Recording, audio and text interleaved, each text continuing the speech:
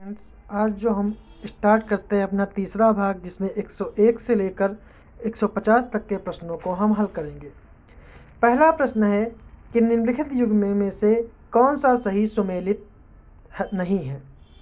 जो stock exchange उनके share सूचकांक से संबंधित है। जर्मनी मिडडेक्स, थाईलैंड सेट, यूएसए टाइक्स, इंग्लैंड FTSE 100। तो इसका सही आंसर है कि कौन सा सही सुमेलित नहीं है। तो इसका सही आंसर है वो आपका है सी ऑप्शन, क्योंकि यूएसए टॉयक्स जो है वो अमेरिका का स्टॉक एक्सचेंज ना होकर ताइवान का स्टॉक एक्सचेंज है। बाकी जो तीन है वो सही सुमेलित हैं। अगला प्रश्न है, मुद्रा अपस्फीति की स्थिति में मुद्रा के मूल्य में वृद्धि होती है तथा वस्तुओं की सेवाओं की कीमतों में गिरावट आती है। दूसरा कथन है कि मुद्रा अपस्फीति को ही मुद्रा प्रसार कहते हैं। आपके ऑप्शन है केवल एक, केवल दो, दोनों या दोनों नहीं। प्रश्न नंबर 102, इसका सही आंसर है केवल एक। ए ऑप्शन इसका सही आंसर है। अगला प्रश्न है कि निम्नलिखित में से कौन सी राजधानी सुमेलित नहीं है। प्रश्न नंबर 103, इसका सही ऑप्शन जो है वो है Cyprus Nicosia, Turkmenistan Ashgabat, Botswana Gaborone, Namibia Victoria. इसका जो सही आंसर है कि कौन सा सही सुमेलित नहीं है वो है नामीबिया विक्टोरिया, क्योंकि नामीबिया की राजधानी विक्टोरिया नहीं है, नामीबिया की राजधानी विंडहॉक है और जो विक्टोरिया है वह सेशल्स की राजधानी है। बाकी सारे सही हैं। अगला प्रश्न है कि निम्नलिखित में से कौन सा राज्य बांग्लादेश के साथ सीमा साझा नहीं करता है। ऑप्शन है असम, मिजोरम, मणिपुर, त्रिपुरा और नागालैंड। कूट के आधार पर इसका चयन करना है, केवल 3, 3 और 5, केवल 5 या फिर 2 और 5। प्रश्न नंबर 104, इसका सही आंसर है ऑप्शन बी, 3 और 5। केवल मणिपुर और नागालैंड ही बांग्लादेश की सीमा के साथ साझा नहीं करते हैं। बाकी जो अन्य 3 राज्य हैं वो बांग्लादेश की सीमा से साझा करते हैं, जबकि मणिपुर, नागालैंड म्यांमार की सीमा से साझा करते हैं। अगला प्रश्न है, प्राकृतिक खेती को बढ़ावा देने के लिए निम्नलिखित में से किसके द्वारा जीवा कार्यक्रम चलाया जा रहा है। ऑप्शन है राष्ट्रीय कृषि एवं ग्रामीण विकास, दूसरा है कृषि एवं किसान कल्याण मंत्रालय, तीसरा है शिक्षा मंत्रालय, चौथा है भारतीय स्टेट बैंक एवं कृषि मंत्रालय। प्रश्न नंबर 105, इसका सही आंसर है वो आपका है राष्ट्रीय कृषि एवं विकास बैंक, जिसे हम नाबार्ड कहते हैं। अगला प्रश्न है, निम्नलिखित में से प्रमुख योजनाओं में से कौन सी एक कालक्रम के अनुसार जो है वो सबसे लास्ट या अंतिम में सबसे बाद में आई है। ऑप्शन है प्रधानमंत्री मातृ Vandana Yojana, smart city mission, Shyama Prasad Mukherjee rurban mission या प्रधानमंत्री जनधन योजना। इसका सही जो आंसर है वो है, क्योंकि मिलान करते हैं, क्योंकि प्रधानमंत्री जनधन योजना जो आई थी वो 2014 में आई थी, स्मार्ट सिटी 2015 में आई थी, श्यामा प्रसाद मुखर्जी रूर्बन मिशन जो है 2016 में आई थी और प्रधानमंत्री मातृ वंदना योजना 2017 में आई थी। इसलिए जो सही आंसर है प्रधानमंत्री मातृ वंदना योजना, जो इसका पहला ऑप्शन सही है। अगला प्रश्न, निम्नलिखित में से कौन सा एक देश गेहूं की उच्चतम उत्पादकता में प्रथम स्थान रखता है। ऑप्शन है चीन, भारत, अमेरिका या फिर फ्रांस। इसका सही आंसर है वो है ए, चीन। चीन जो है वो विश्व में सबसे ज़्यादा गेहूं उत्पादन की दृष्टि में प्रथम स्थान रखता है। अगला प्रश्न है प्रश्न नंबर 108 कि निम्नलिखित कथनों पर विचार कीजिए।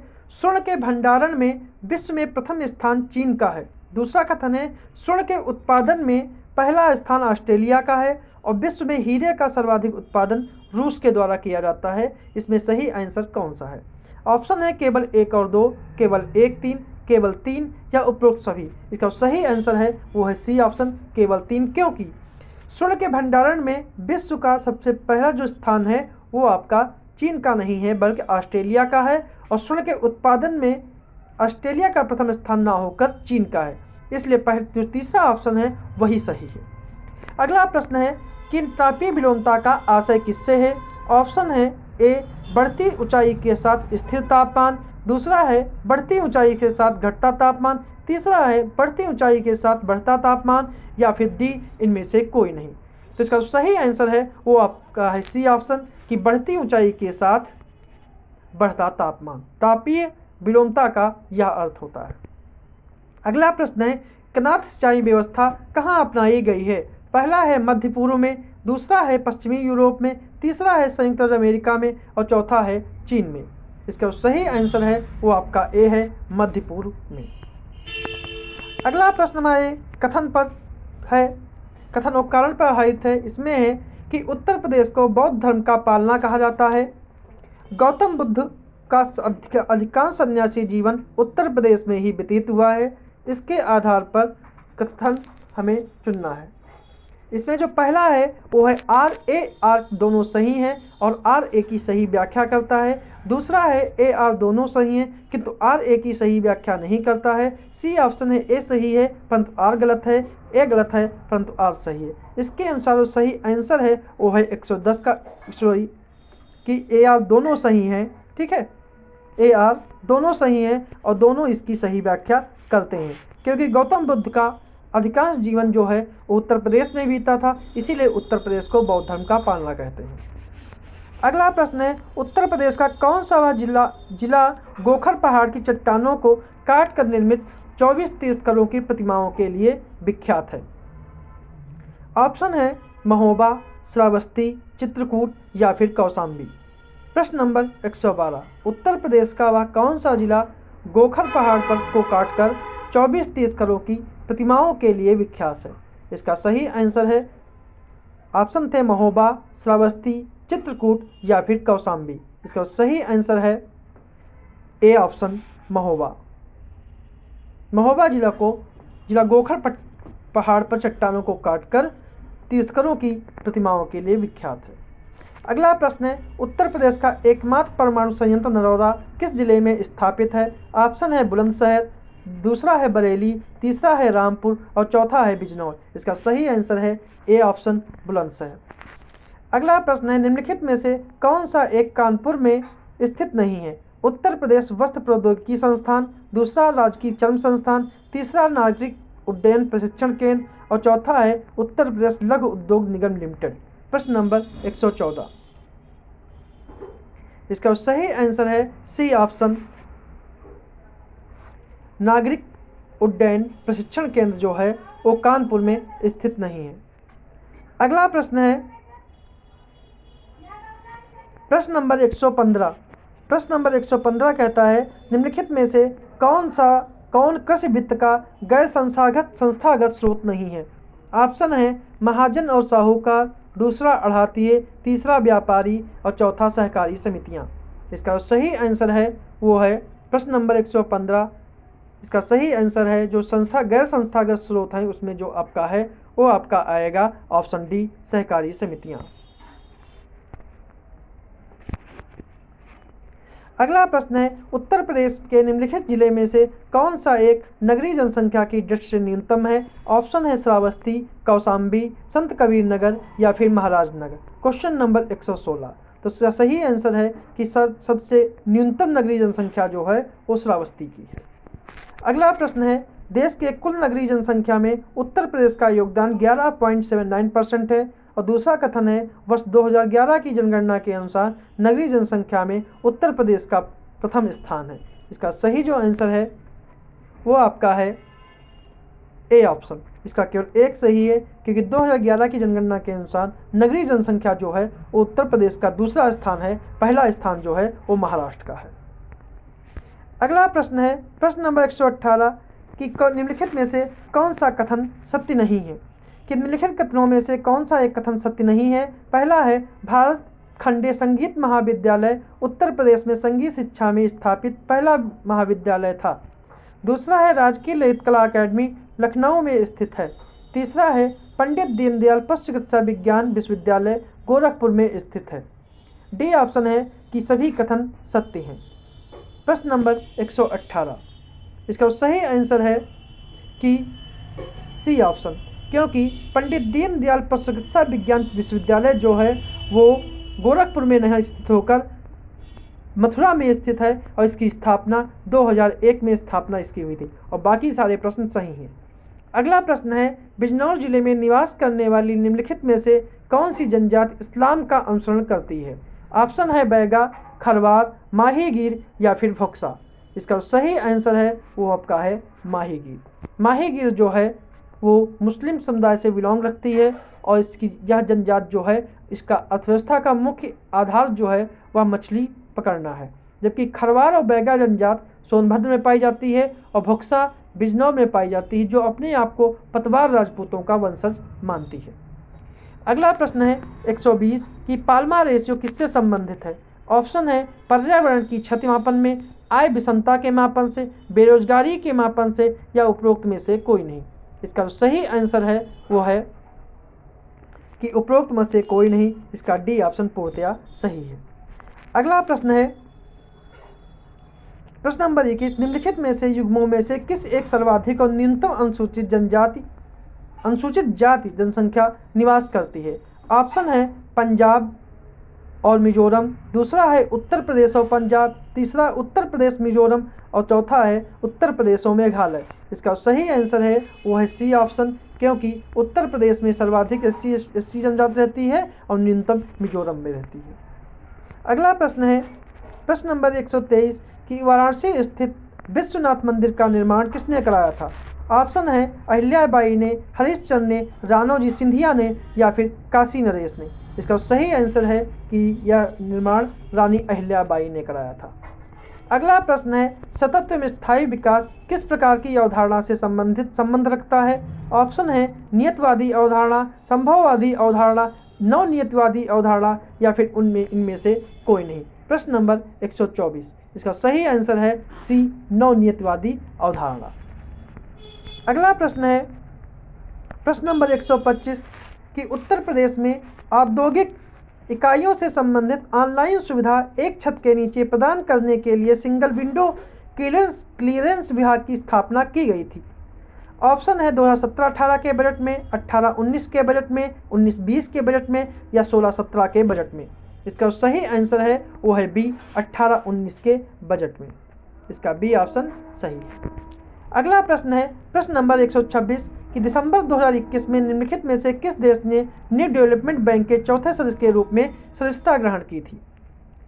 ऑप्शन है मिस्र, पराग्वे, अर्जेंटीना या सऊदी अरब। इसका सही आंसर है वो आपका है ए ऑप्शन मिस्र।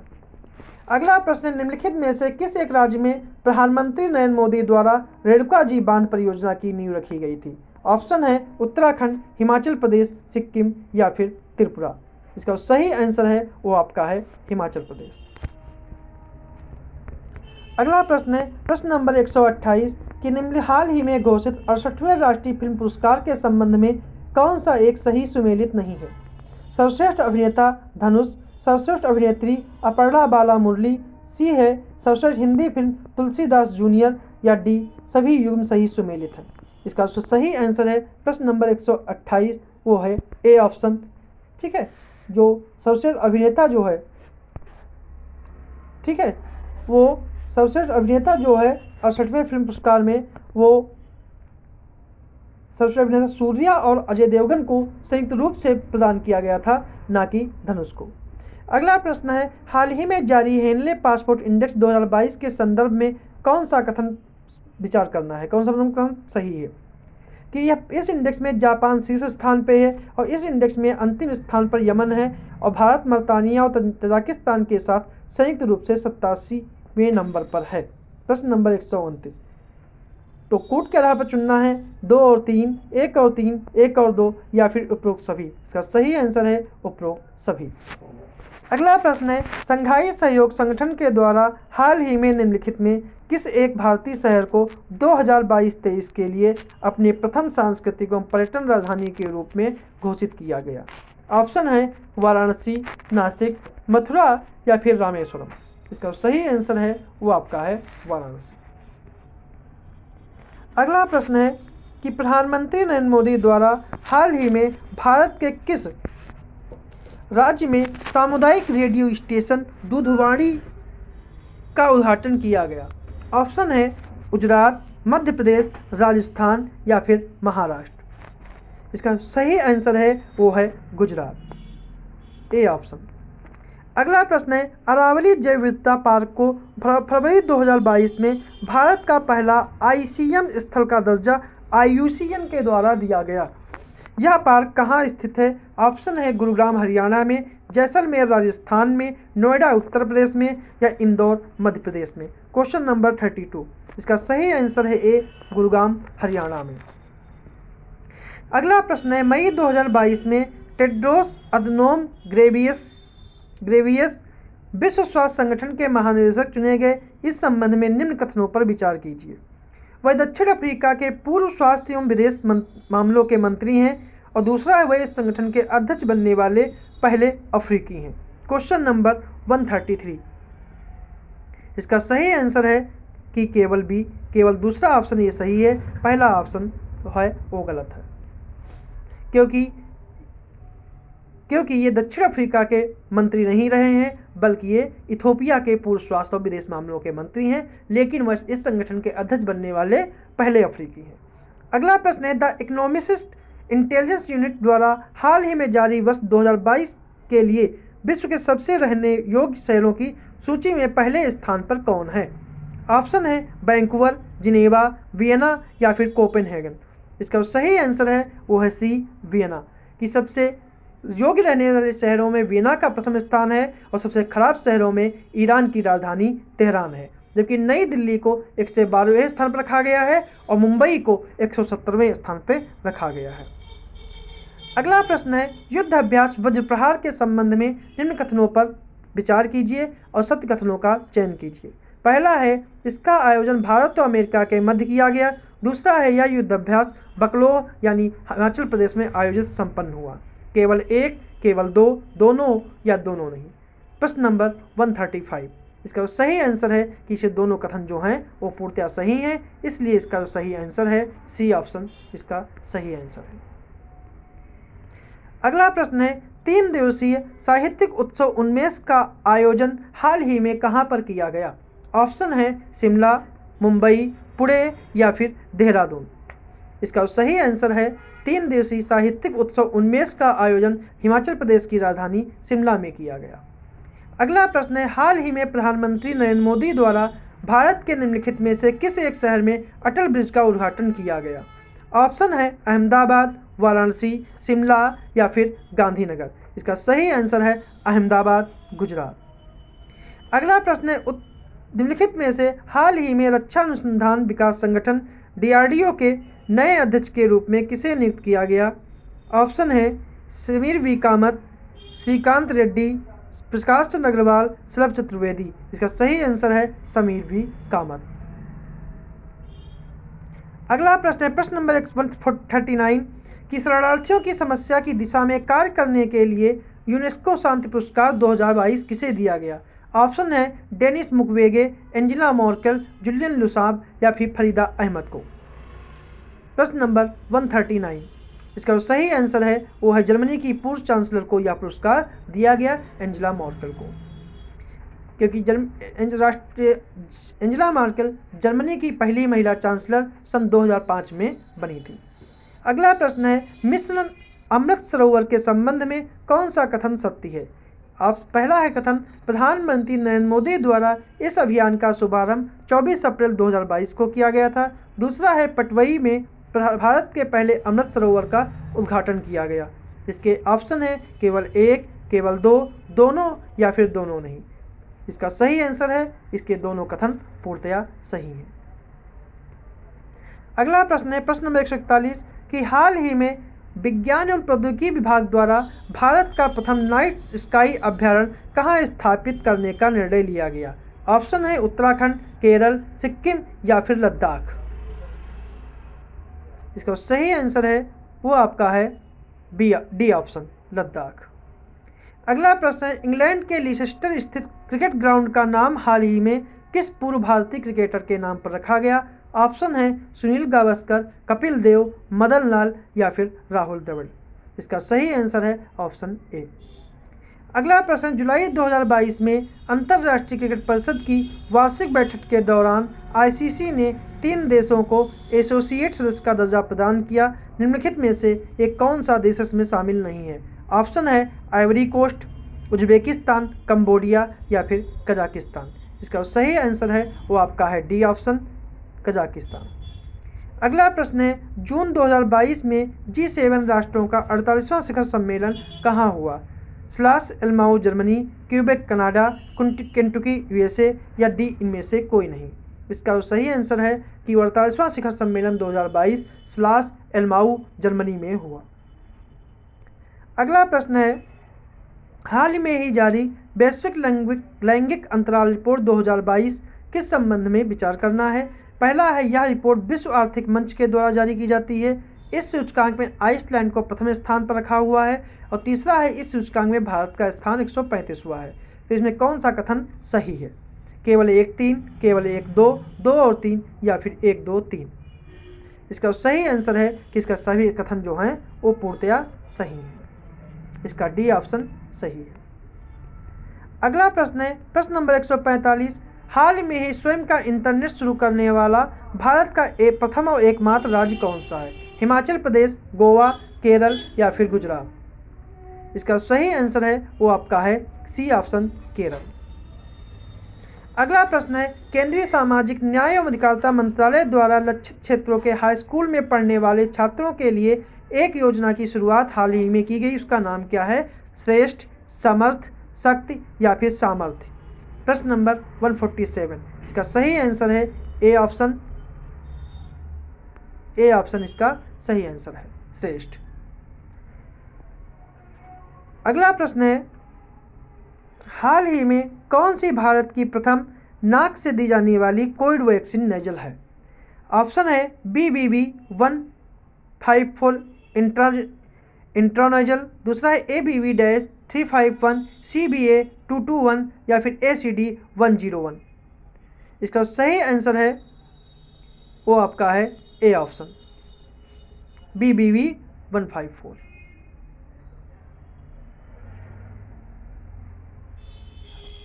क्योंकि यह कोरोना के बचाव के लिए बूस्टर खुराक के तौर पर दी जाएगी। अगला प्रश्न है, लोक कला प्रदर्शन क्षेत्रीय व्यंजन और वीरता पुरस्कारों को बढ़ावा देने के उद्देश्य से किस राज्य सरकार द्वारा एक सामुदायिक रेडियो चैनल जयघोष शुरू किया गया है? ऑप्शन है उत्तर प्रदेश, मध्य प्रदेश, गुजरात या फिर राजस्थान। इसका सही आंसर है उत्तर प्रदेश, ए ऑप्शन। अगला प्रश्न है, विज्ञान एवं प्रौद्योगिकी मंत्रालय के निर्देशन में भारत के प्रथम लेवेंडर महोत्सव का आयोजन किस राज्य में किया गया? ऑप्शन है मिजोरम, गोवा, जम्मू कश्मीर या फिर केरल। इसका सही आंसर है वो आपका है सी, जम्मू कश्मीर, ऑप्शन सी। ये थे हमारे आज के 50 प्रश्न। कल हम कोई और एक और टेस्ट सीरीज लेकर पढ़ेंगे।